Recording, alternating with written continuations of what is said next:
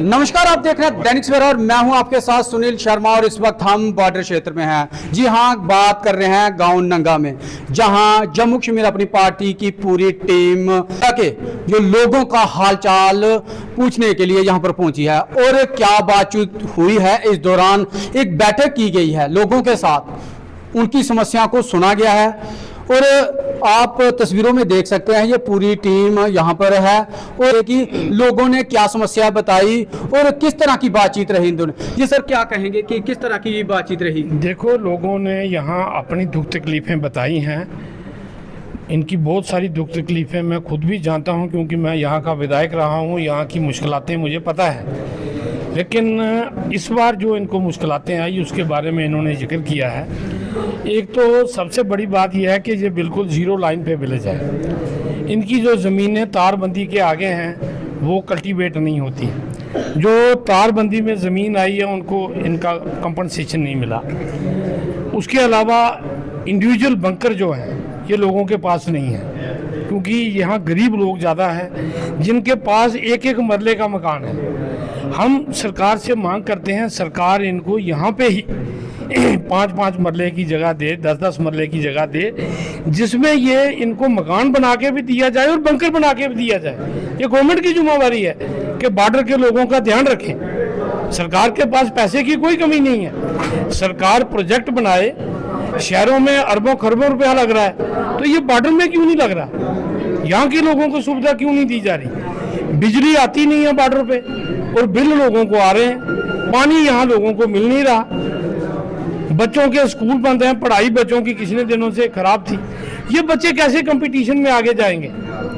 तो ये बातें सब इन्होंने आज यहाँ रखी हैं। पेंशनें नहीं हैं, AAY के राशन कार्ड नहीं है लोगों का। 2014 में जब बांध टूटा था तो ये नंगा एरिया में पानी आया था, सब रेत आ गई, फसल भी नहीं उग पा रही है। तो ये गरीब जाएं तो जाएं कहाँ पे? तो इन्होंने अपनी मुश्किलातें बताई हैं। इनकी मुश्किलातें हम गवर्नमेंट के नोटिस में लाएंगे, सरकार को बताएंगे, LG साहब को बताएंगे कि भाई आप इनका मसला हल करो। मैं कहना चाहता हूँ, यहाँ आपके माध्यम से नेशनल कॉन्फ्रेंस कांग्रेस की यहाँ सरकार है, भारतीय जनता पार्टी की यहाँ सरकार है, क्या कर रहे हैं लोगों के लिए? आप लोगों को शहरों में जुलूस निकाल के बेवकूफ़ बनाते हो। यहाँ के लोगों की बातें सुनो ना। यहाँ अभी मुझे एक साथी बता रहा था कि ये तूफान जो आया है उसमें ये कह रहा है कि मेरा सारा नुकसान हो गया है। तो कोई सुनने के लिए नहीं आ रहा। कैसी सरकार है? क्यों नहीं आ रहे हैं? क्यों नहीं देख रहे हैं? ये तो पटवारी तहसीलदार, नायब तहसीलदार का काम है फौरन आना। तो मेरा ये कहना है, आज हम यहाँ पे आए हैं, इन्होंने अपनी मुश्किलातें बताई हैं। हम सरकार को कहेंगे कि हर घर को इंडिविजुअल बंकर दो। ये कम्युनिटी बंकर बारह नहीं खाते, खेतों में बंकर बारह नहीं खाते। रहना इधर है, 500 मीटर दूर खेत में बंकर है, वहाँ कैसे पहुँचेंगे? तो जिस घर में रह रहे हैं वहाँ ही बंकर दिया जाए। अगर घर में जगह कम है तो सरकार वो घर आइडेंटिफाई करे। कितने घर होंगे नंगा में? 200 घर होंगे जिनके पास कम जगह है, तो 200 घरों को यहाँ जगह दे दो भाई। कोई आपके पास, सरकार के पास कोई जगह की कमी है क्या? तो वहाँ इनको 5-5, 10-10 मरले की जगह दो, मकान का पैसा दो, वहाँ बंकर बना के दो इनको, ताकि जब भी हालात खराब हों तो ये लोग सुरक्षित रह सकें, इनको भागना ना पड़े, कहीं सहारा ना ढूंढना पड़े। तो ये बातें इनकी सुनने आए थे। मुझे खुशी हुई कि सभी साथियों ने अच्छे तरीके से अपने बातें रखी हैं और इनको हम एडमिनिस्ट्रेशन तक पहुंचाएं। सर देखिए, ये थे जम्मू कश्मीर अपनी पार्टी के प्रांतीय प्रधान सरदार मनजीत सिंह जी, जिन्होंने बताया कि आज इस जो बॉर्डर पे गांव लगता है उस लोगों की इन्होंने समस्याओं को सुना, लोगों ने बताया भी। और मेन जो इनकी प्रॉब्लम है वो बंकर है, क्योंकि इनका कहना है कि हर घर में अलग तरीके से लोगों को बंकर प्रोवाइड किया जाए, ताकि जब भी ऐसी तनावपूर्ण माहौल बने तो लोग सेफ रहें। और भी कई मुश्किलात लोगों को आती हैं, वो भी इन्होंने सुनी है। और भी सदस्य हैं, उनसे भी बात करेंगे कि उनका इस पर क्या कहना है। हमारे साथ एडवोकेट साहिल भारती जी है, इनसे बात करते हैं कि किस तरह से बातचीत रही बॉर्डर क्षेत्र के लोगों में। जी सर, क्या मुश्किलात रही बॉर्डर के लोगों को, क्या क्या बताया उन्होंने? देखिए, आज हमने नंगा पंचायत जो कि एक्सट्रीम बॉर्डर पे है, हमने और आज हमारी सारी सीनियर क़यादत ने जो बॉर्डर की डिस्टर्बेंसेस, जो पिछले दिनों बॉर्डर के हालात जो ख़राब हुए थे, लोगों ने क्या क्या परेशानियां उस दौरान फील की हैं, आज हम सभी ने उसका मुआयना लिया है। एट लार्ज इस पे एक डिस्कशन हुई है और हमने ये पाया कि हमारी जनता, जो हमारे परिवार के सदस्य यहाँ पर एक्सट्रीम बॉर्डर पे रह रहे हैं, इनको आज भी हायर लेवल से वो सुविधाएं उपलब्ध नहीं हो रही हैं जो इस दौरान इनको होनी चाहिए थी। मैसेज तो ज़रूर आता है कि भाई हालात ख़राब हैं, गाँव खाली कर दीजिए, लेकिन जाना कहाँ है इसके बारे में कुछ नहीं बताया जाता है। शाम को गाड़ी आती है, इनको कहीं ले जाती है, और इस दौरान हमने भी ये पाया कि गवर्नमेंट ने कहीं पर भी जो कैंप्स थे वो सेटअप नहीं किए। बाबा सिद्ध गौरिया स्वांखा में लोग शरणार्थी बनकर गए, राधा स्वामी सत्संग घर ठंडी खुई में लोग शरणार्थी बनकर गए। शाम को गाड़ियां वहां ले जाती थी, लेकिन सुबह लोगों ने वापस कैसे आना है इसका अरेंजमेंट कहीं ना कहीं हमने नहीं देखा। बंकरों की बात यहां पर एट लार्ज की गई। मैं पर्सनली ये चाहता हूं कि बॉर्डर पे जहां पे भी हमारे गांव बसे हुए हैं वहां पर लोगों को पर्सनल बंकर्स जो हैं वो गवर्नमेंट की तरफ से मुहैया कराए जाएं। जिनके पास जगह नहीं है, गवर्नमेंट उनको 5 मरले जगह उनके ही गांव में मुहैया कराए, जहां नीचे बंकर बनाए जाएं, ऊपर वो बंदा अपने रहने के लिए घर बनाए। क्योंकि कम्युनिटी बंकर अगर आप बना भी देंगे तो उस समय जो हालात बनते हैं, कई बार अपने घर से भागकर उस कम्युनिटी बंकर में जाना भी मुश्किल हो जाता है।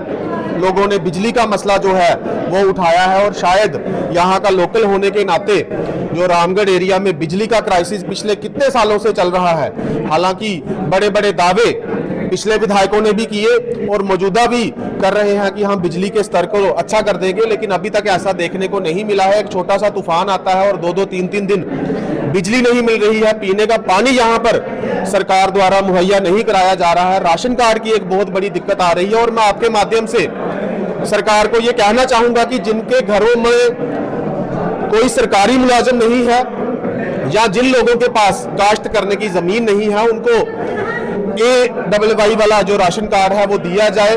जब ये सरकार ने अपना मैनिफेस्टो रिलीज किया था, उस समय इन्होंने कहा था कि हम हर घर को 200 यूनिट बिजली जो है वो प्रोवाइड करेंगे, तो आज उसमें भेदभाव क्यों किया जा रहा है, वो पिक एंड चूज पॉलिसी क्यों की जा रही है। तो इन सभी मसलों को लेकर हमने यहाँ पर आज एट लार्ज जनता के साथ रूबरू हुए हैं, और मैंने इनको इंश्योर किया है, और हमारी सीनियर क़यादत ने भी इंश्योर किया है कि हम अपनी जनता का हर वो मसला हायर लेवल तक लेकर जाएंगे और इन लोगों को हर वो चीज मुहैया कराने की कोशिश करेंगे जिनके ये हकदार हैं। हमारी फौज अगर बॉर्डर पर अपने देश की सुरक्षा में डटी है, तो ये मेरा वो परिवार है, ये मेरी वो जनता है जो फौज के साथ 24 घंटे 12 महीने कंधे के साथ कंधा लगाकर खड़ी रहती है। तो अगर आप इन लोगों का ध्यान नहीं रखेंगे, और कहीं ना कहीं एक चीज जो देखने को मिल रही है वो क्या है, बीजेपी वाले कहते हैं जनाब एनसी कांग्रेस की सरकार है, वो देखेंगे। एनसी कांग्रेस वाले कहते हैं जनाब बीजेपी की सरकार है, वो हमें करने नहीं दे रहे। तो कहीं ना कहीं इन दोनों चीजों के बीच में जो मसला जा रहा है वो मेरा एक आम इंसान है, एक आम परिवार इन चीजों से मसला जा रहा है। मौजूदा सरकार, चाहे वो केंद्र की भाजपा सरकार है, चाहे वो LG एडमिनिस्ट्रेशन है, चाहे हमारी जो जम्मू कश्मीर यूटी में एनसी कांग्रेस की गठबंधन की जो सरकार चल रही है, इनको चाहिए कि पिक एंड चूज पॉलिसी ना करें। दफ्तरों में जाकर ये लोग कहते हैं जनाब फलाने बंदे का काम क्यों किया है, वो तो हमारी पार्टी के साथ चलता नहीं है। क्या वो बंदा, क्या वो नागरिक भारत का शहरी नहीं है?